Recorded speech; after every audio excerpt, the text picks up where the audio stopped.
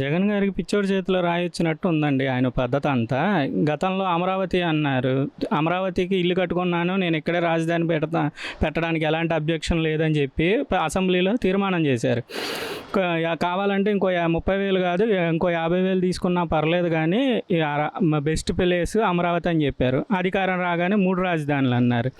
3 రాజధానులు అని చెప్పి 5 ఏళ్ళు పబ్బం గడుపుకోవడం తప్ప కనీసం ఒక ఇటుక పేర్చలేకపోయారు 3 చోట్ల. లెజిస్లేటివ్ అన్నారు, జ్యుడిషియల్ అన్నారు, ఎన్నో చెప్పారు.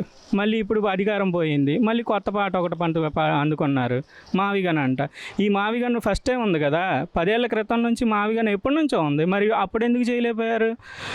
అంటే జనాలతోటి ఆడుకోవడం, వాళ్ళ వీక్నెస్ తోటి ఓట్లు పబ్బం గడుపుకోవడం తప్ప వేరే పనే లేనట్టు ఉంది వీళ్ళకి. చేయగలిగితే ఆ రోజు చేయాలి, లేదు నువ్వు చిత్తశుద్ధి నిరూపించుకుని ఉంటే 3 రాజధానులు కట్టుండి ఉంటే మళ్ళీ అమరావతి జోలికి వచ్చేవాళ్ళు కదా. అవినీతి అవినీతి అంటున్నారు. అవినీతి ఎక్కడ జరిగిందో రుజువులు చూపించాలి. ప్రెస్ మీట్లు పెట్టి మాటలు చెప్పడం కాదు కదా. జరుగుతున్న పని ఏంటనేది కంటికి కనిపిస్తుంది ప్రజలకి.